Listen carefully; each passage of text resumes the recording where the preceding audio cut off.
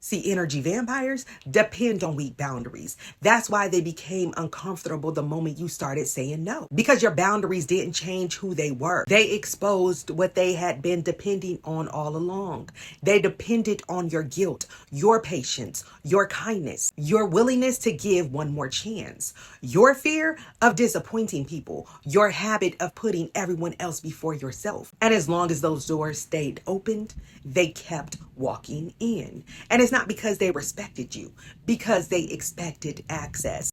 That's the difference. You see, some people don't miss you. They miss the access that they had to you. Think about how many times you ignored your own exhaustion because someone else needed something. How many times you answered the phone when you didn't have the emotional energy. How many times you dropped what you were doing to solve problems that were never yours to solve. How many times you felt guilty for saying no, even though saying yes was costing you your peace. And at some point, you have to decide that you matter too. Your energy matters. Your peace matters. Your well-being matters. And actually, that's why I wanted to wear this shirt for this message today. It represents that reminder for me. And if it speaks to you too, I'll have it linked below. You can check it out after the video. Now, understand something. Choosing yourself doesn't mean you stop caring about other people. It means you finally stop excluding yourself from the list of people that you care about. Because the difficult truth is, people become very comfortable spending emotional energy that doesn't belong to them, especially when someone else keeps paying the bill. That's why your boundaries shocked them.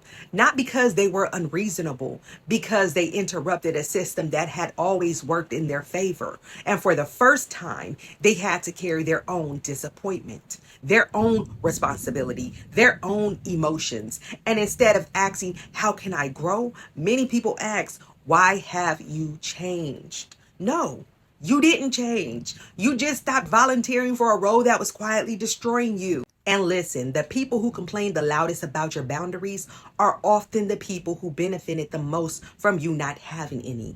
And there's something I want you to remember. Every healthy boundary disappoints the version of someone who expected unlimited access to you. Think about that. If someone only feels comfortable with the version of you that never says no, never disagrees, never leaves, never speaks up, then they weren't attached to you. They were attached to your availability. That's not love. That's dependence. And that's exactly why I wrote Phoenix from Stability to Power. Because there comes a point where healing isn't just about recovering from what happened. It's about rebuilding your relationship with yourself. Learning to trust your own instincts again. It's wisdom. Learning that your value isn't determined by how much of yourself you're willing to give away. That's where your power begins. You see, energy vampires depend on weak boundaries, but they become very uncomfortable when they realize the version of you they depended on doesn't exist anymore. You still have compassion, you still have kindness, you still have love, but now those things are accompanied by discernment, and that's why they can no longer drain what they no longer have unlimited access to. So protect your peace, protect your energy, because your future deserves more of it than the people who kept trying to take it. Peace, blessings, love, and power.